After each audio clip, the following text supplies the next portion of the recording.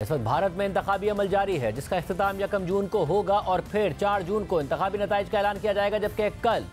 भारतीय इंतखाबात के दूसरे मरहले में वोटिंग होगी और इस इंतखाबी अमल के दौरान भारतीय वज़ीर आज़म नरेंद्र मोदी,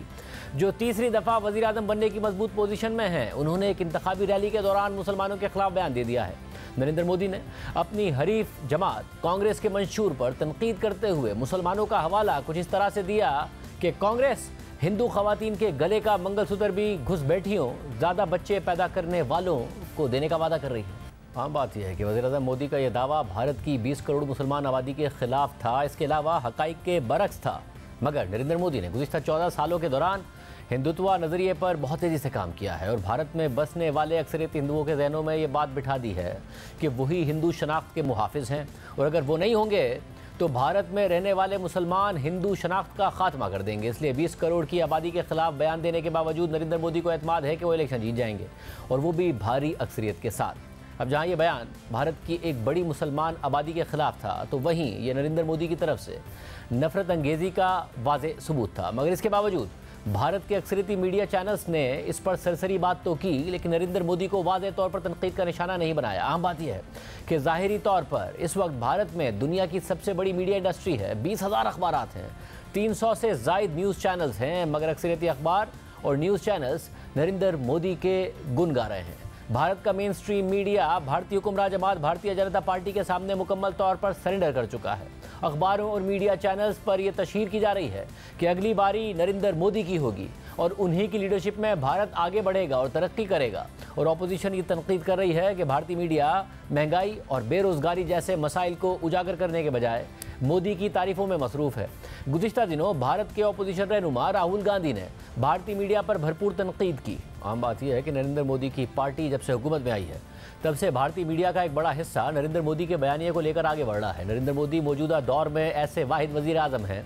जिन्होंने गुज़िश्ता 10 सालों से कोई प्रेस कॉन्फ्रेंस ही नहीं की है, आज़ाद सहाफ़ियों के सवालात का कोई जवाब खुद नहीं दिया, बल्कि वज़ीर आज़म मोदी पर तो ये इल्ज़ाम लगाया जाता है कि वो सिर्फ अपने मनपसंद अदाकारों और सहाफ़ियों को ही अपने मनपसंद सवालात पर इंटरव्यूज़ देते हैं, और भारतीय सहाफ़ी और अदाकार नरेंद्र मोदी से उनकी कारकर्दगी पर सवाल करने के बजाय उनसे ये सवालात करते नजर आए कि वो आम कैसे खाते हैं और उनमें इतनी एनर्जी कहाँ से आती है। मगर सवाल यह है कि भारत का मेन स्ट्रीम मीडिया आखिर भारतीय जनता पार्टी के बयानिए को आगे लेकर क्यों बढ़ रहा है, और कैसे नरेंद्र मोदी की हुकूमत ने मीडिया को मुकम्मल तौर पर दबा दिया है। 2014 के इंतखाबात से पहले ही बीजेपी के करीब समझे जाने वाले कारोबारी शख्सियात ने नाकिद मीडिया हाउसेस को खरीदने का अमल शुरू कर दिया। 2014 में मुकेश अंबानी की कंपनी रिलायंस ने भारत के एक बड़े मीडिया ग्रुप नेटवर्क 18 को खरीद लिया, और फिर जब बाकायदा बीजेपी की हुकूमत आई तो सबसे पहले इस पार्टी ने मीडिया को अपने कंट्रोल में लाने का अहम काम शुरू कर दिया। तनकीदी आवाज़ों को दबाने की कोशिश की गई, मीडिया मालिकान को मजबूर किया गया कि वो अपनी तनकीदी पॉलिसी का खात्मा करें, और जिन्होंने ऐसा नहीं किया उनके खिलाफ केसेस बनाए गए, उनके दफातर पर छापे मारे गए, नाक़िद सहाफ़ियों को नौकरी से निकलवा दिया गया, नाक़िद टीवी चैनल्स और अखबारों के इश्तिहारात बंद करा दिए गए, और मोदी के करीबी बड़ी कारोबारी शख्सियात के ज़रिए मीडिया हाउसेस को ख़रीदा गया, उनकी पॉलिसीज़ को तब्दील करवाया गया। गुज़िश्ता माह अल जज़ीरा टीवी ने भारतीय मीडिया पर एक तफसीली रिपोर्ट बनाई, जिसमें बताया गया कि कैसे भारतीय मीडिया नरेंद्र मोदी के मफादात को आगे लेकर बढ़ रहा है, और कैसे अहम चैनल्स की कवरेज का बड़ा हिस्सा महंगाई और बेरोज़गारी के बजाय भारतीय जनता पार्टी के मुखालिफिन को टारगेट करना है, और उनके प्रोग्राम्स और ख़बरों के अहम मौज़ूआत में फ़िरका वाराना मसाइल और पाकिस्तान का मौजू सर फहरिस्त रहा है। इसी रिपोर्ट में तफसीली तौर पर यह भी बताया गया कि कैसे नाकिद मीडिया चैनल NDTV को नरेंद्र मोदी की हुकूमत में टारगेट किया गया, और फिर नरेंद्र मोदी के करीबी समझे जाने वाली कारोबारी शख्सियत गौतम अडानी के ज़रिए इस चैनल को ख़रीद कर इसकी पॉलिसी तब्दील करवाई गई। अहम बात यह है कि भारत जो वर्ल्ड प्रेस फ्रीडम इंडेक्स में साल 2002 के दौरान 80वें नंबर पर था, आज वो 161वें नंबर पर आ गया है, और इस वक्त एक अंदाजे के मुताबिक 15 सहाफ़ियों को भारत में दहशतगर्दी के मुकदमात का सामना है। मगर बात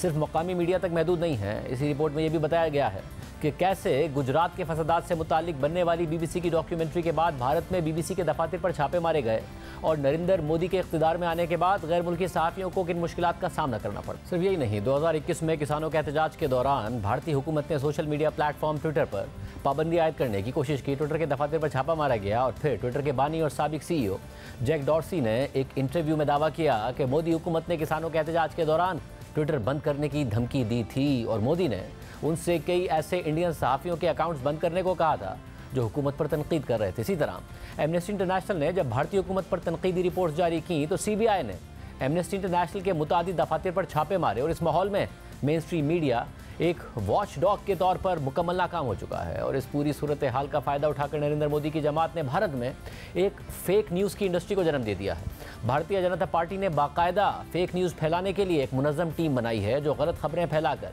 आवाम में पार्टी का नज़रिया आगे बढ़ाती है, मुखालफिन के साथ गलत और बेबुनियाद बातें मंसूब करके उन्हें टारगेट करती है, मुसलमानों के खिलाफ नफरत फैलाती है, हिंदू शनाख्त को खतरे में दिखाती है और फसादात को जन्म देती है। और जो मीडिया चैनल्स या वेबसाइट्स फैक्ट चेकिंग के जरिए इन खबरों को गलत करार देते हैं, उन्हें भारतीय जनता पार्टी या तो मुल्क बदर करने की धमकी देती है या उनके मालिकान के खिलाफ केसेस बनाकर उन्हें हिरासा करती है।